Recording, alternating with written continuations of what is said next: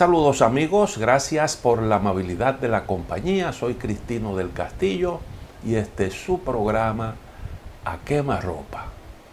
Bueno, quiero dedicarle un poco de tiempo hoy a reflexionar sobre las declaraciones del presidente de la República a Multimedios El Caribe, en las que tocó temas que son de vital importancia.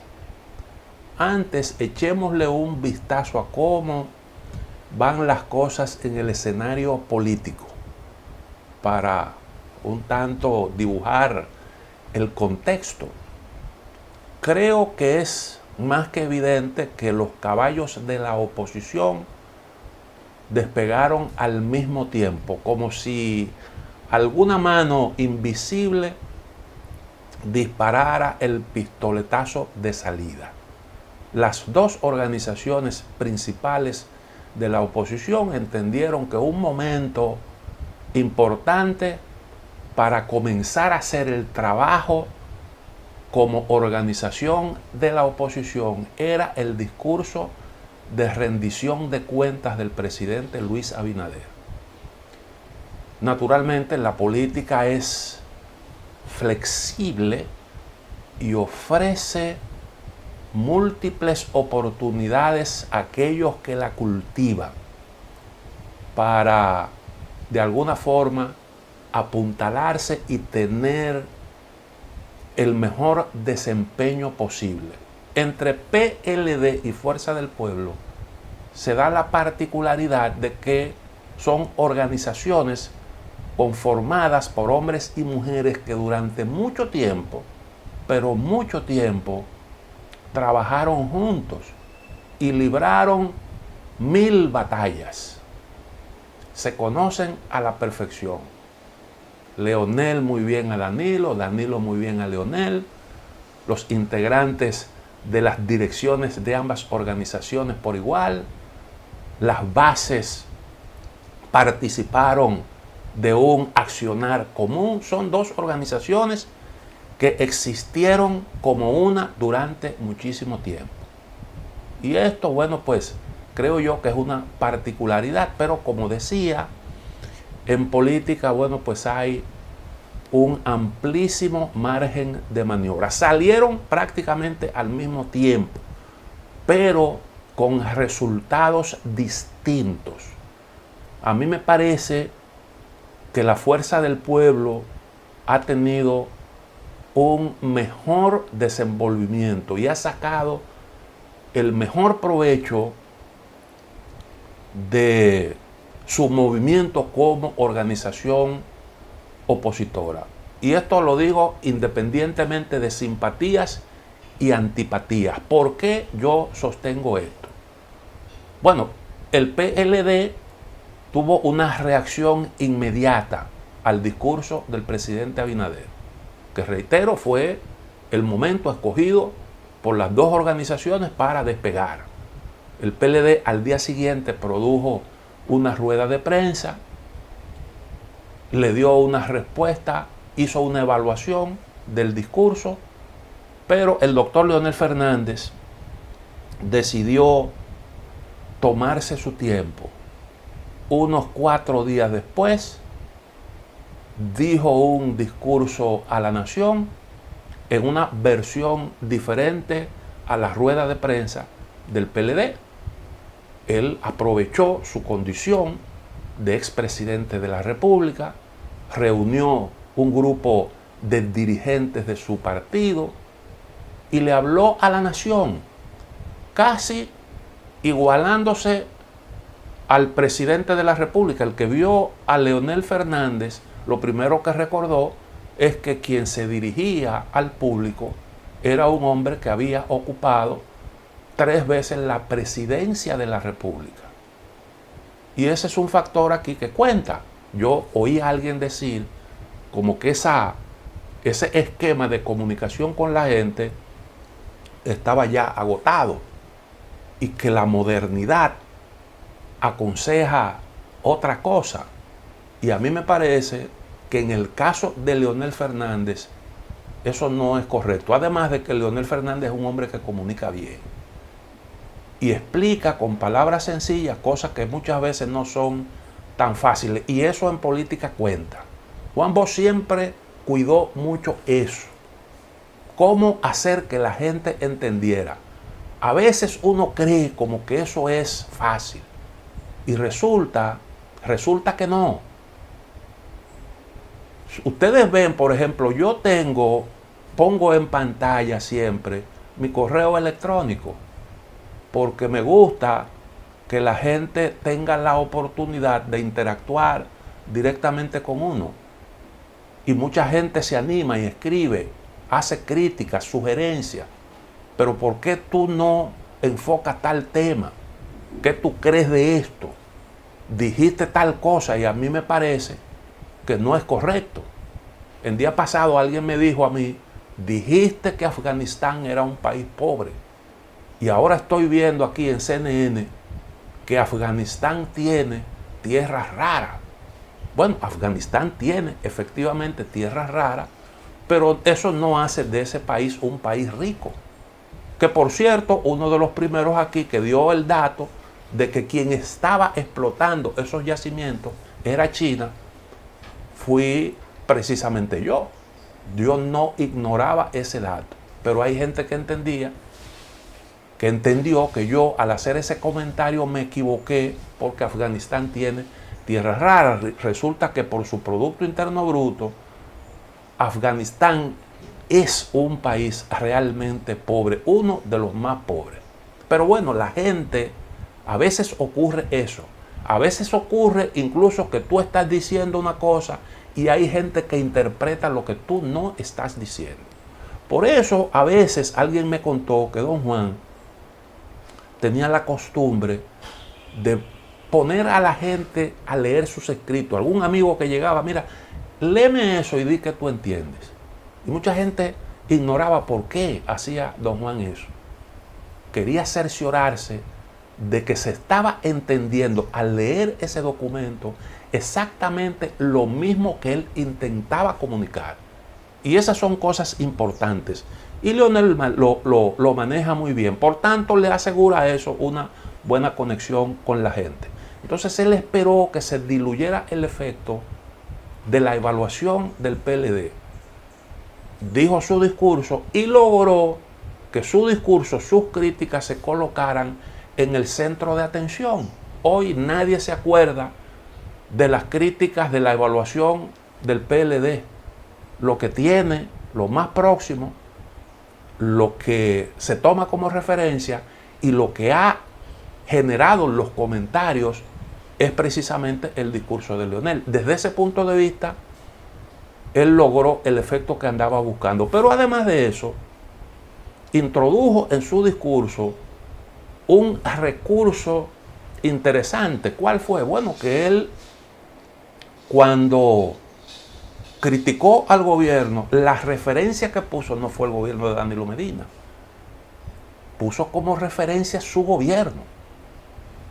En el caso, por ejemplo, del endeudamiento externo, él dijo, el gobierno del PRM ha tomado tanto en tanto tiempo y yo tomé tanto en el tiempo que goberné. Puso él como referencia a su gobierno. ¿Por qué? Porque lo natural es que usted utilice el gobierno anterior, inmediatamente anterior, como referencia. Y eso al partido saliente le da una ventaja, porque en la mente de la gente está que ese partido desplazado es el principal de la oposición. Cuando Leonel tocó el tema de la transparencia y de el desarrollo institucional, utilizó como referencia su gobierno y habló de las iniciativas, las leyes que se aprobaron durante su gobierno a favor de la transparencia. Las mencionó una por una y esa también es otra forma de colocar su gobierno como referencia en un intento por quitar de esa posición al gobierno de Danilo Medina. Desde ese punto de vista, reitero, pues fue una jugada inteligente.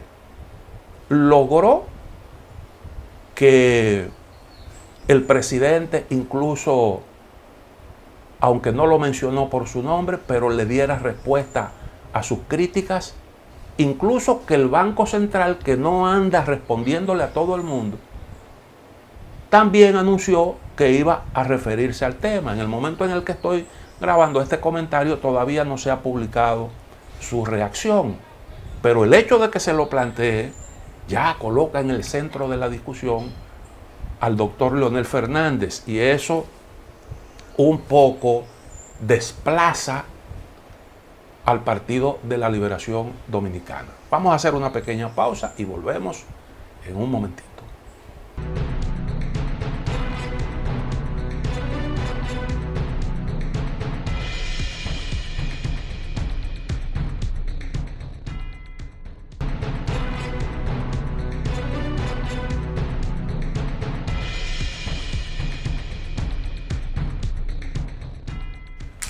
Yo insisto en que la reacción del doctor Leonel Fernández fue más integral, o sea, se refirió a los detalles, a todos los detalles del discurso de Luis Abinader. Y su crítica fue una crítica incluso bastante severa, desde mi punto de vista, más severa de lo que debió ser, porque el gobierno de Luis Abinader es un gobierno que se ha desarrollado en situación de emergencia, que ha tenido que manejar una situación difícil, muy complicada, y tú no lo puedes evaluar como cuando se evalúa un gobierno que se maneja dentro de una situación de normalidad.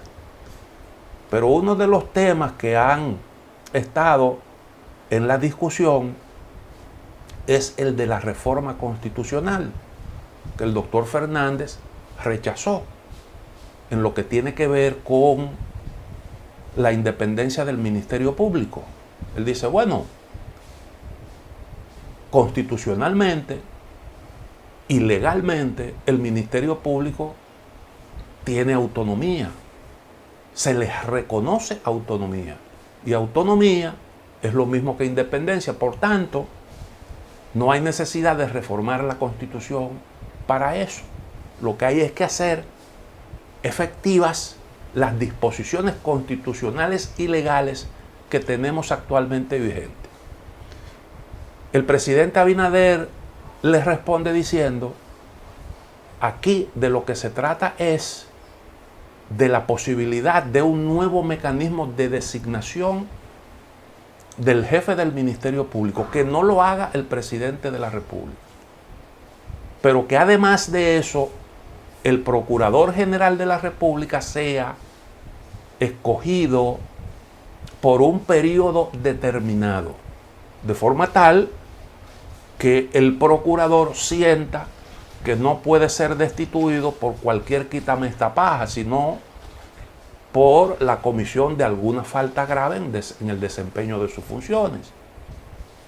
El presidente entiende que eso le garantiza una real independencia. Hay un aspecto coincidente en el planteamiento de ambos, y es en la conveniencia de que la investigación se haga sin sesgo. El Ministerio Público es el jefe de la investigación, y del Ministerio Público, por tanto, se espera una investigación sin sesgo. Y eso es lo que se pretende garantizar cuando se habla de independencia del Ministerio Público. Ese es el objetivo. Cero sesgo, cero influencia externa. Y eso se pretende limitar con un mecanismo de designación diferente. Habría que ver si un nuevo mecanismo de designación realmente puede garantizar eso. Porque el Poder Ejecutivo tiene tanto peso en la sociedad dominicana que es capaz de influir en todas las áreas, en todas las vertientes, aún no intervenga en la designación de un funcionario determinado. Bastó con que el presidente de la República le hiciera una crítica severa a la Cámara de Cuentas para que el presidente decidiera presentar su renuncia. Actualmente hay un mecanismo para designar los jueces. Y la designación de los jueces es en República Dominicana objeto siempre de escarceo.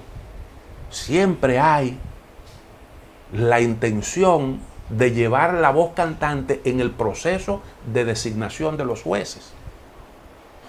Aunque usted se plantee como propósito, como objetivo, hacer una buena designación, pero usted siempre quiere la garantía de que el designado sea uno que usted considere como el bueno, el ideal para desempeñar una posición determinada.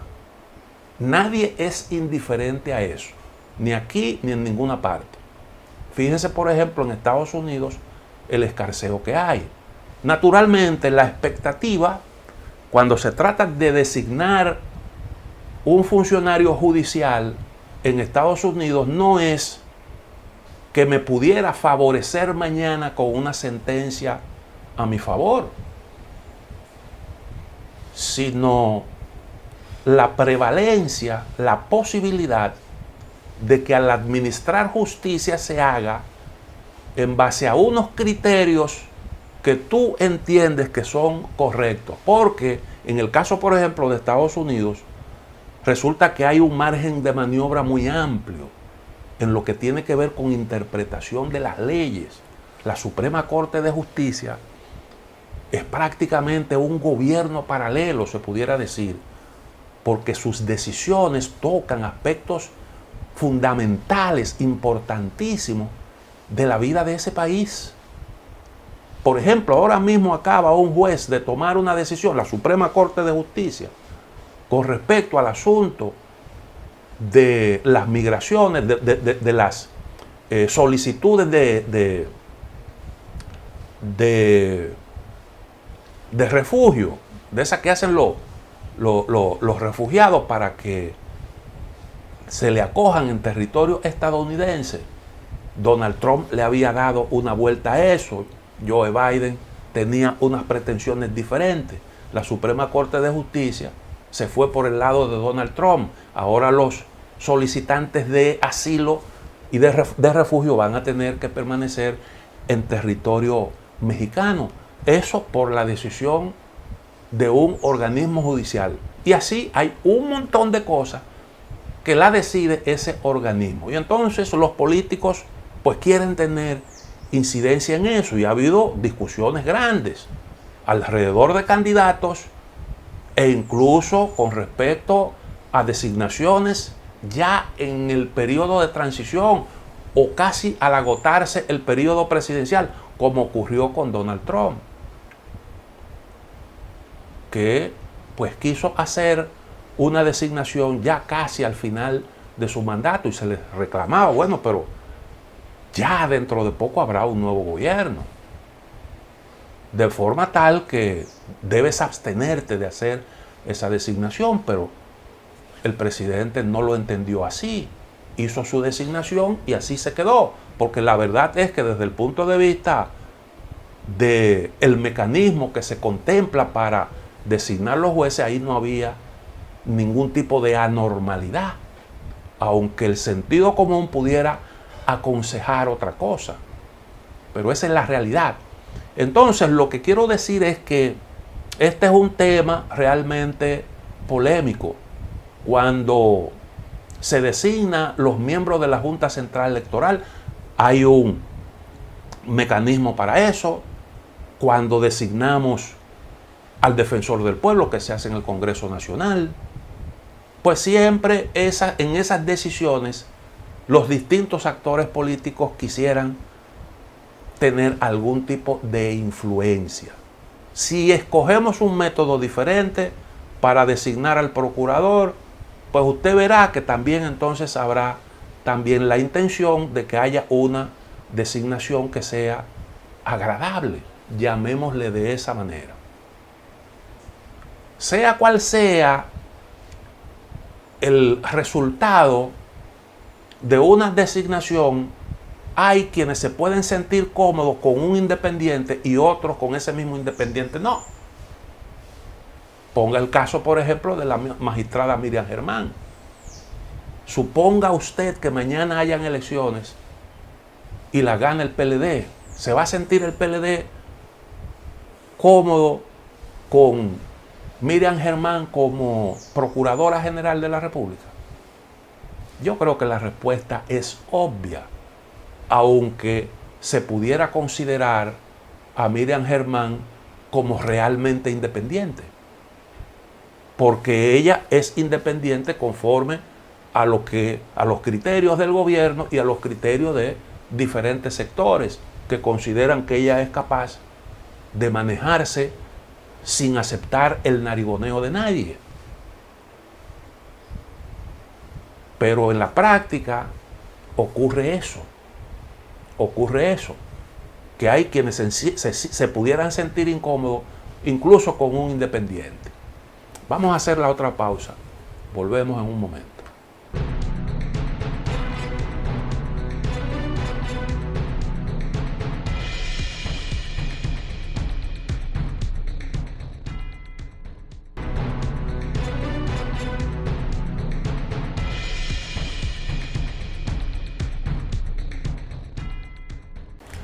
Lo del Ministerio Público Independiente, eso, como dice la gente, es asigún. Yo le voy a poner un ejemplo. Jenny Berenice y Camacho, directora de persecución, jefe del organismo anticorrupción. Son gente designadas hace ya bastante tiempo, son parte del Ministerio Público perteneciente a la carrera. Antes del cambio de gobierno se entendía que la justicia estaba en manos del Partido de la Liberación Dominicana, pero resulta que ahí, en ese Ministerio Público, estaban esas figuras que trabajaron en expedientes como ese mismo de Odebrecht, que hoy se está conociendo. Radamés Camacho trabajó con Jean Alain Rodríguez en ese expediente que ha sido motivo de muchas críticas, incluyendo la crítica que le hizo en aquel entonces la actual procuradora, que es la jefa de Camacho. Y yo no creo que al expediente de Odebrecht, después del cambio de gobierno, se le hayan introducido aspectos fundamentales. Sigue siendo, en sentido general, el mismo expediente, probablemente un poco más debilitado porque esa es una rosa que le han ido desprendiendo algunos pétalos, le ha ido quitando algunas piezas como consecuencia del debate jurídico. Entonces, yo digo que esos son aspectos realmente muy relativos. El presidente no habló de mecanismos de designación. Entonces, eso prácticamente, él dice que tiene algunas ideas con respecto a eso, pero no hay una propuesta concreta. Ahora, yo creo que lo fundamental sería ese mecanismo, cómo se concibe eso, cómo pudiera eso funcionar de tal forma que se pueda alcanzar ese objetivo que se ha propuesto. Yo digo, lo del asunto de la independencia y del mecanismo, también todo eso es así, como dice el público, porque el PLD hizo un ensayo, por ejemplo, en el Ministerio de Educación, y se escogieron unos funcionarios por concurso. Pero el ministro Fulcar no se sentía cómodo con esa gente, porque él dice, todos esos designados ahí son capaces de controlar la política educativa del país. ¿Y cómo yo puedo dirigir un ministerio si no tengo mi equipo? Ese fue su criterio. Y chocó con Educa y con una serie de actores del sector de la educación que se oponían a que esas personas fueran sustituidas en el entendido de que habían sido designadas en un proceso competitivo y que no estuvo influenciado por asuntos políticos, pero el ministro Furcal no se sentía cómodo con esa situación. Se hizo un concurso en el Ministerio Público, pero hubo quienes entendieron que eso no era, que ese fue un concurso que estuvo conducido, estuvo en manos de gente del PLD, con proclividad hacia el partido de gobierno, en un gobierno del PLD, y que por tanto eso era un poco cuesta arriba. Ahora resulta que el presidente de la República no puede designar como antes a los fiscales, los procuradores, los fiscalizadores, como se hacía. Todo eso lo designaba el presidente de la República antes. Ya no, ya el presidente de la República nombra unos cuantos. Creo que son 9 en total, no preciso ahora mismo la cifra. Eso ha cambiado mucho. Y hay una parte del Ministerio Público que es de carrera, y hay unos jueces que son de carrera, y eso se aprobó aquí en una discusión con la participación de distintos actores. La justicia hoy no es la misma justicia de antes.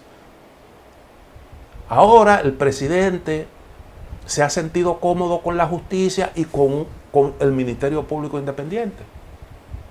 Miren cómo son las cosas, después de todo lo que aquí se dijo en el pasado. Resulta que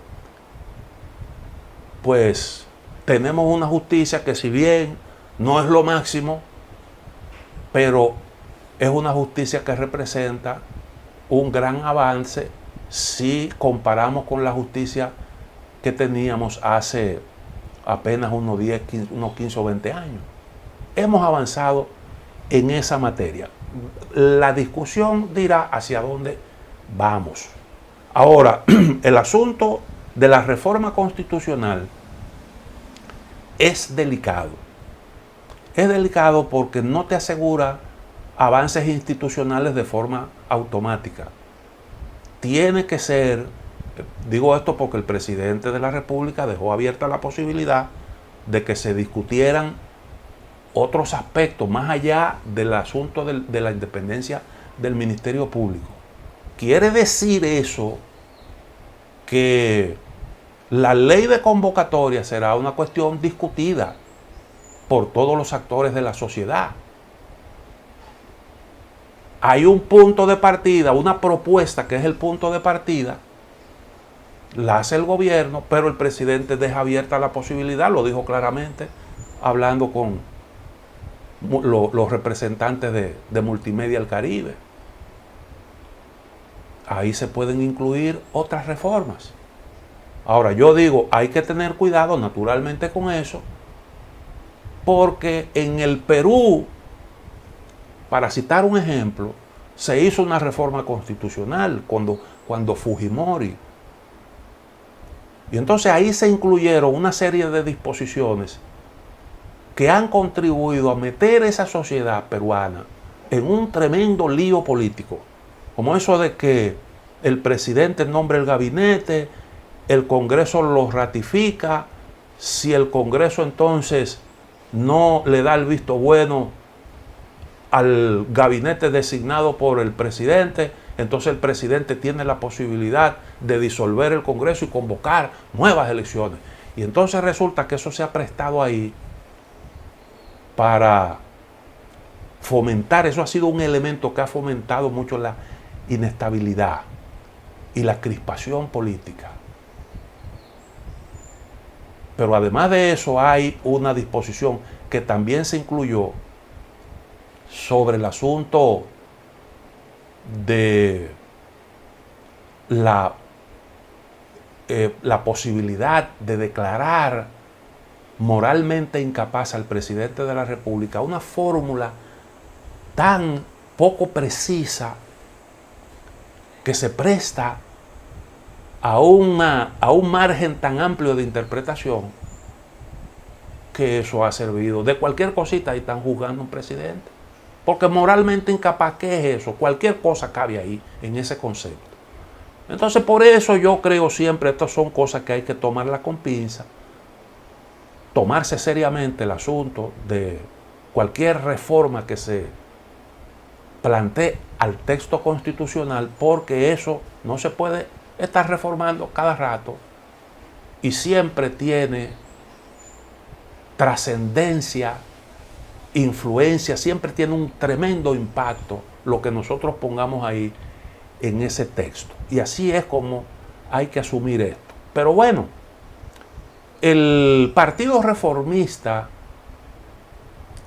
de entrada ha visto con buenos ojos la idea de reformar la Constitución y ya ha planteado reformas que entiende que tienen que producirse.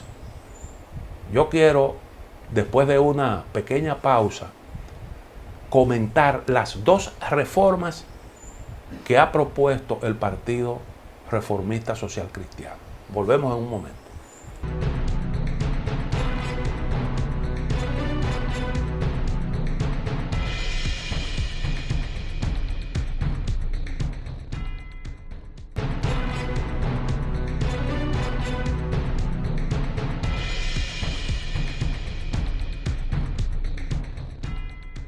¿Qué es lo que ha propuesto el Partido Reformista Social Cristiano? Decíamos, dos cosas esencialmente. Primero, unificación de las elecciones. Nosotros constitucionalmente debemos celebrar elecciones municipales y un mes después elecciones congresionales y presidenciales. El Partido Reformista propone unificar las elecciones y en un solo proceso escoger síndicos, legisladores y presidente de la República y vicepresidente.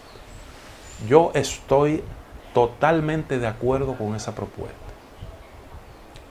porque ya nosotros vimos en la práctica que eso se presta para muchos escarceos. ¿Por qué? Bueno, porque sencillamente cuando un partido ve que puede tener un mal desempeño en las primeras de esas elecciones, en las municipales, dice, a mí eso, para mí eso es un problema, porque eso va a repercutir entonces en las presidenciales.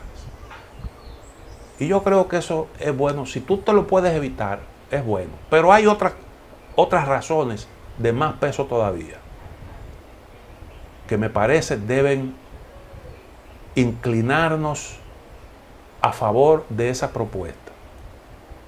¿Cuál?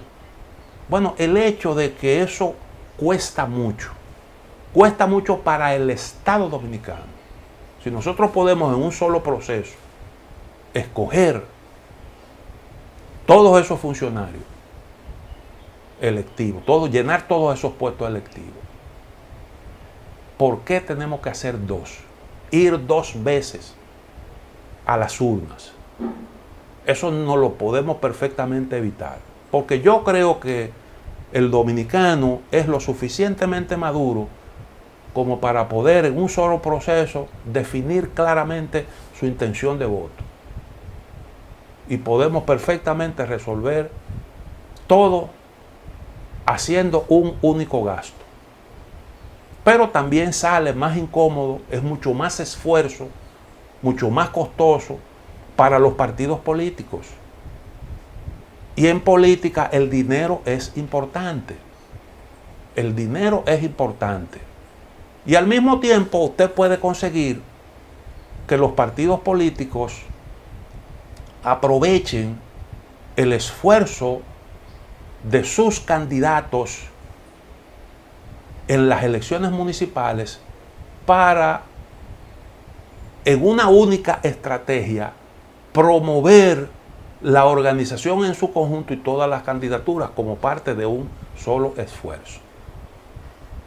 Entonces yo me inclino por eso. Y lo otro es volver al esquema de cogencia del Consejo de la Magistratura que se estableció en la primera reforma constitucional que se hizo en el 94. Dejando fuera del Consejo al Procurador General de la República. En un programa yo me pronuncié a favor de eso cuando se produjo el encontronazo aquel en el Consejo, cuando se estaba evaluando a doña Miriam Germán, que quería repetir como miembro de la Corte Suprema de Justicia. ¿Por qué? Porque para mí ese encontronazo fue una muestra de que no es conveniente que el procurador participe en la evaluación de un miembro de la Suprema Corte de Justicia cuando la Suprema Corte de Justicia, conociendo casos concretos, tiene que pronunciarse sobre la investigación del Ministerio Público, que implica naturalmente una valoración de ese trabajo, implica pues un examen crítico de ese trabajo. Y resulta que ese esfuerzo, esa labor la tiene que hacer un juez que es designado con la participación del Procurador General de la República. A mí no me parece correcto eso. Yo creo que ahí hay sencillamente una aberración. Eso se justificó en su momento, la incorporación del procurador, con el argumento de que, bueno, el Congreso tenía unos representantes, la Cámara de Diputados 2, el Senado 2, la Suprema Corte también participaba con su presidente y otro miembro de ese alto organismo. Y entonces, bueno, pues era conveniente que estuviera el presidente de la República y también el procurador, que se entendía que era como una especie de brazo del Ejecutivo dentro de la justicia. Ese es un criterio que siempre ha existido aquí y que ahora hay quienes entienden que eso se tiene que modificar. En el sentido de que depende de una, no es que esté supeditado, sino que depende de una designación del presidente. En el fondo ese era el criterio que prevalecía, que ha prevalecido entre nosotros. Y entonces yo estoy de acuerdo con el planteamiento que hace en ese sentido el Partido Reformista Social Cristiano. Yo creo que conviene que el Procurador General de la República no participe de ese organismo. Me parece una propuesta justa, correcta. Lo otro es lo que tiene que ver con la posibilidad de que se vuelva a tocar el tema de la reelección. Yo creo que el presidente fue claro en el sentido de que su propuesta no tiene absolutamente nada que ver con modificar esa regla que se estableció de que 2 mandatos y el presidente para su casa. Ahora, lo que no está claro es si, porque el presidente habló de una reforma para usted beneficiarse de ella y para usted poder extender la posibilidad de usted continuar al frente del Ejecutivo más allá de esos 2 periodos. No fue claro en lo que tiene que ver con la posibilidad de volver después de haber agotado 2 mandatos consecutivos y haberse retirado, que es la realidad, la situación en que está actualmente Danilo Medina. Sobre eso Yo entiendo que el presidente no habló. Lo que él dijo está limitado precisamente a eso. El presidente dijo, ustedes pueden tener la seguridad de que yo no estoy... Bueno, déjenme decirlo con lo que fueron sus palabras. Él dijo, de los avances que debemos tener es modificar la Constitución para evitar que otro presidente quiera cambiar la Constitución para extenderse su periodo. Y ese es algunos de los temas incluso que algunos de los proponentes de la modificación de la Constitución hablan de que ese artículo no se puede modificar para sí mismo, para el presidente actuante en ese momento. La población no debe tener ningún temor, absolutamente ningún temor. Soy garante de la democracia, garante de que eso no pase, y no creo que ese artículo deba tocarse en esa modificación, y lo contrario, hay que ponerle un candado para que cualquier presidente no lo cambie a su gusto en ese aspecto de la reelección y de extender el periodo. Fíjense que él no habla de la posibilidad de que uno que agotó 2 mandatos pueda en el futuro, después de dejar la presidencia de la República, volver a ser candidato. Por tanto, eso supongo yo que deberá entonces ser objeto de discusión.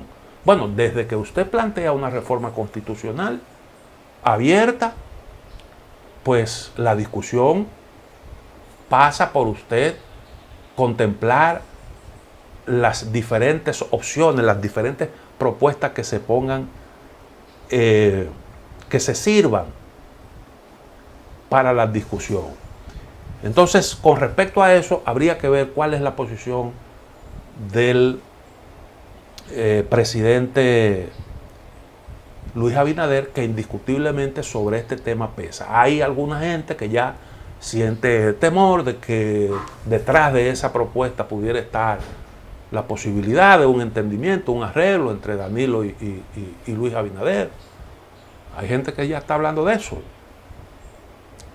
Y de hecho, bueno, pues sería una de las posibilidades desde que usted abre la discusión sobre la reforma constitucional. Hay otro aspecto también que tiene que ver con eso, y es lo del candado, que eso ya tiene una, que eso debe ser también motivo de análisis. Pero antes de tocar ese aspecto, yo quiero hacer una pequeña pausa.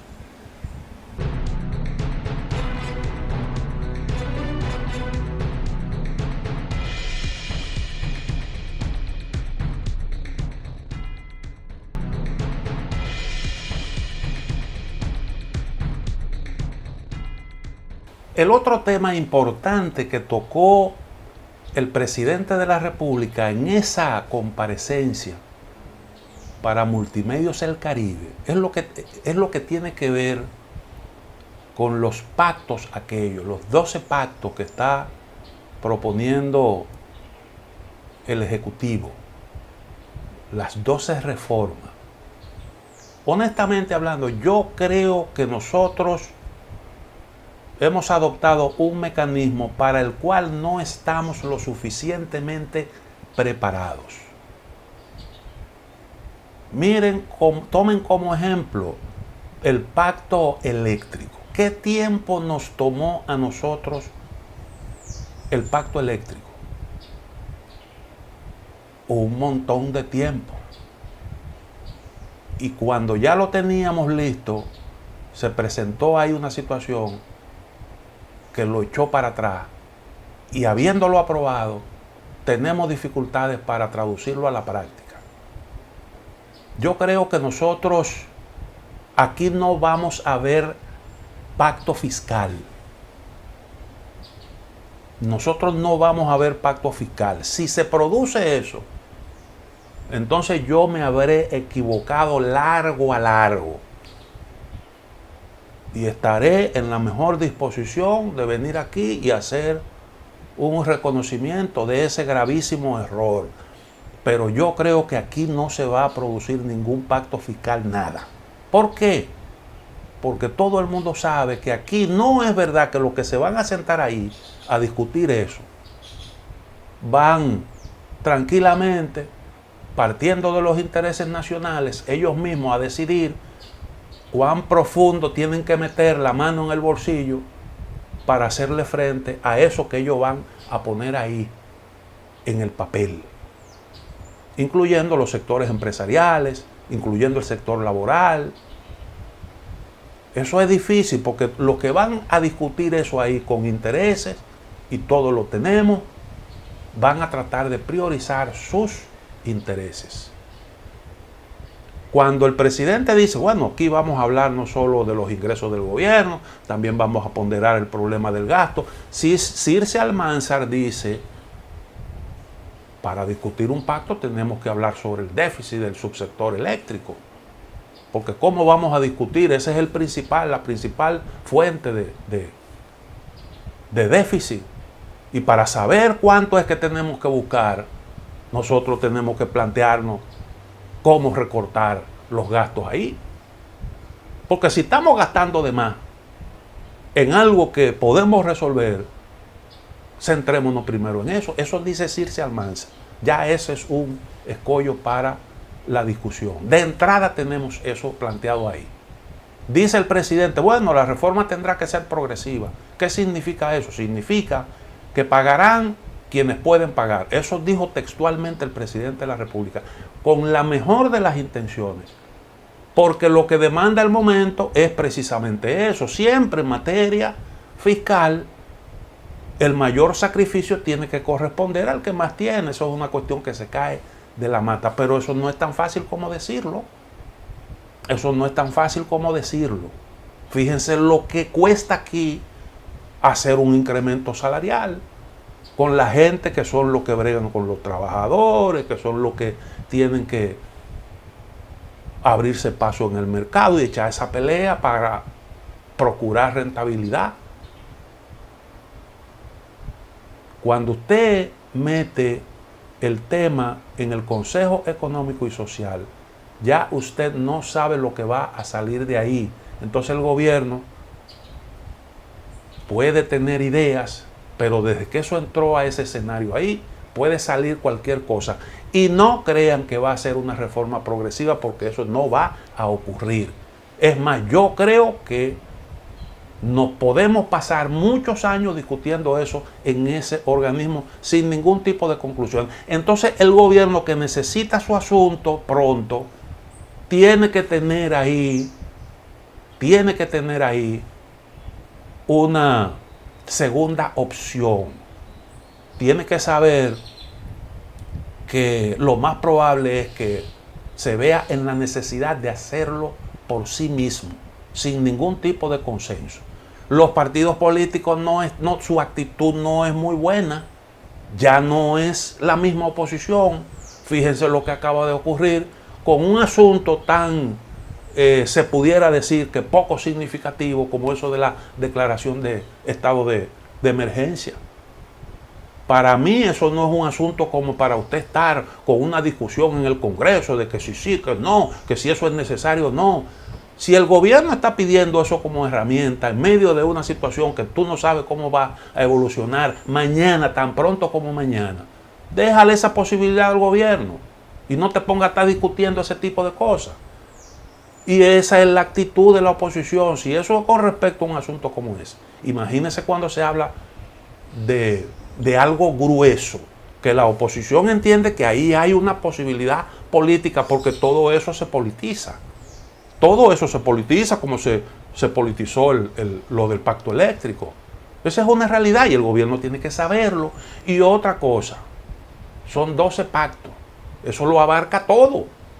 Eso lo abarca todo. Si el gobierno se va a sentar a esperar que allí, en el Consejo Económico y Social, con Toribio a la cabeza, todos esos grupos que ya de una vez comienzan a teorizar, y ahí llegan entonces lo de la sociedad civil y que qué sé yo qué cosa, el representante, uno que hay que es representante de la sociedad, a discutir esas cosas, pues a saber cuándo vamos a tener resultado concreto, porque no estamos hablando de cualquier cosa. Coja el agua para que usted vea agua. Los intereses que hay que sortear para usted definir una política. Si el gobierno se sienta a esperar, entonces pasarán los 4 años o los 3 que les quedan, y si logra la reelección, entonces pasarán los 4 siguientes y no podrá decidir nada. Tiene que tener esa otra opción ahí preparada, o ir trabajando en su agenda. Miren cómo está en Estados Unidos, una de las democracias más viejas que conocemos, con instituciones sólidas. Miren las contradicciones entre demócratas y republicanos al plano que se lleva eso. Y entonces los republicanos se erigen en obstruccionistas, porque eso es lo que hacen. Eso es lo que hacen. Son especialistas bloqueando iniciativas. En la democracia más vieja, pensando en posibilidades electorales. Donald Trump firmó el acuerdo con los talibanes. Él fue que firmó eso. Se sentó a negociar con los talibanes.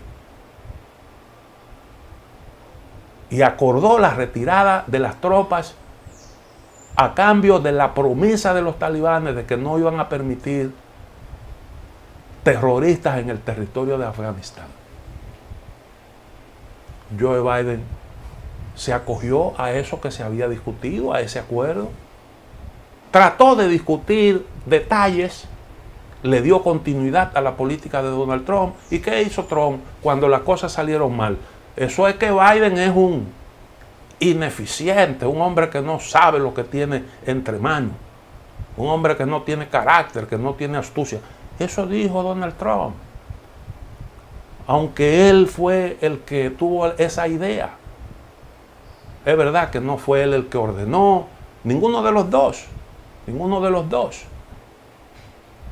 Encontraron esa situación ahí, pero tuvieron la idea de concebir la retirada, ambos coincidieron en eso, pero no te reconocen ni siquiera el haber hecho el esfuerzo que tú no pudiste completar, porque Donald Trump no lo completó. Bueno, pues así es que funciona la política, y todo eso se va a politizar.